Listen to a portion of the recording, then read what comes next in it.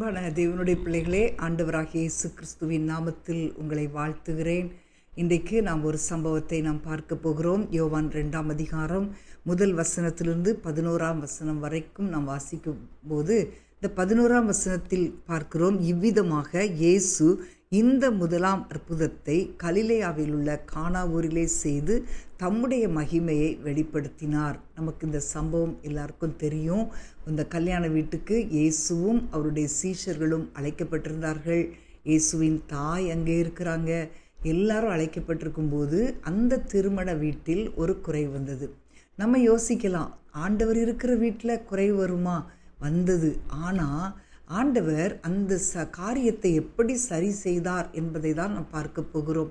இயேசுவின் தாயாகிய மரியாள் வந்து சொல்கிறாங்க, அவர்களுக்கு திராட்சரசம் இல்லை என்று சொல்லும்போது இயேசு சொல்லுகிறார், என்னுடைய வேலை இன்னும் வரவில்லை. அப்போ இந்த இல்லாமை மத்தியில் ஆண்டவர் உடனே செயல்பட்டாரா அப்படின்னு பார்க்கும்போது அவர் சரியான சமயத்திலே செயல்படுகிற தேவன். கரெக்ட் டைமில் அப்படியே செயல்படுகிற தேவன். இன்றைக்கும் அன்பான தேவனுடைய பிள்ளைகளே, நம்முடைய வாழ்க்கையிலே பல குறைவுகள் உண்டாகும்போது ஆண்டவருடைய சமூகத்திலே நாம் அதை ஒப்பு கொடுக்கும்போது கர்த்தர் நமக்கு சரியான நேரத்திலே அற்புதத்தை செய்ய வல்லவராயிருக்கிறார். இன்னொரு காரியத்தை நம்ம அதில் பார்க்கிறோம். 7ஆம் வசனத்தில் அங்கே வெளியே கற்சாடிகள் இருக்குது. இயேசு வேலைக்காரரை பார்த்து சொல்கிறாரு, ஜாடிகளில் தண்ணீர் நிரப்புங்கள் அப்படிங்கிறாரு.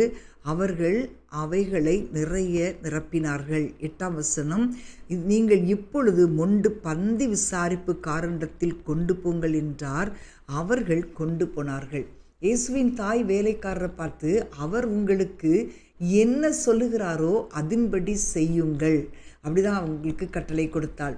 அப்போது வேலைக்காரரை பார்த்து அவர் என்ன சொன்னாரோ அதன்படியே செய்கிறாங்க. ஒரு இன்ஸ்டன்ட் ஒபீடியன்ஸ் அந்த வேலைக்காரரிடத்துல இருந்துச்சு. அதை உடனே செய்ததுனால கர்த்தர் அந்த இடத்துல ஒரு பெரிய அற்புதத்தை செய்தார். அதை கொண்டு போய் பந்தி விசாரிப்பு காரணத்தில் கொண்டு போகும்போது அதை ருசி பார்த்தபோது முந்தின ரசத்தை விட இந்த பிந்தின ரசம் அவ்வளவு ருசியாக இருந்தது.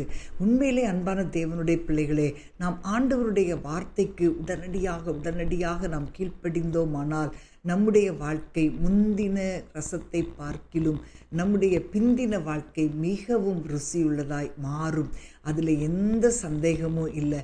இன்றைக்கி நீங்கள் யோசிக்கலாம், ஐயோ என்னுடைய வாழ்க்கை ரொம்ப மோசமாக இருக்குதே, என்னுடைய வாழ்க்கை ஒரு கசப்பான சூழ்நிலையில் இருக்குதே அப்படின்னு சொல்லி நீங்கள் நினைக்கலாம். பலவிதமான போராட்டங்களின் வழியாக, பலவிதமான குறைவுகளின் வழியாக நீங்கள் செல்லும்போது ஆண்டவர் எனக்கு ஒரு உதவி செய்ய மாட்டாரா, ஆண்டவர் எனக்கு அற்புதம் செய்ய மாட்டாரா என்று சொல்லி நம்ம ஏங்கலாம். ஆனால் அன்பான தேவனுடைய பிள்ளைகளே, நீங்கள் அவர் என்ன சொல்லுகிறாரோ அதற்கு நீங்கள் கீழ்ப்படிந்து உடனடியாக ஒரு இன்ஸ்டன்ட் ஒபீடியன்ஸ் உங்களுடைய வாழ்க்கையில் காணப்படுமானால் நிச்சயமாக கர்த்தர் தம்முடைய மகிமையை உங்கள் வாழ்க்கையில் வெளிப்படுத்துவார். நீங்கள் எவ்வளோ காரியங்களிலே குறைப்பட்டிருந்தாலும் ஆண்டவர் தம்முடைய மகிமையை வெளிப்படுத்துவார்.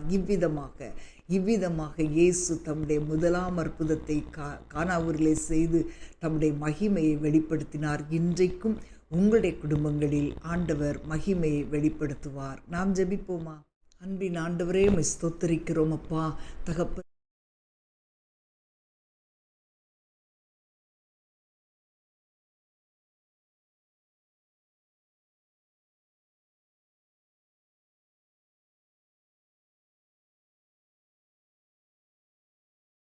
யாருடைய சமூகத்திலே தங்களுடைய குறைவுகளை ஆண்டவரை ஒப்பு கொடுத்து ஆண்டவரே உமக்கு கீழ்ப்படுகிற ஒப்பு கொடுக்கிறார்களோ அவர்களுடைய வாழ்க்கை ஆசீர்வாதமாய் மாறுகிறதற்காக ஸ்தோத்திரம்.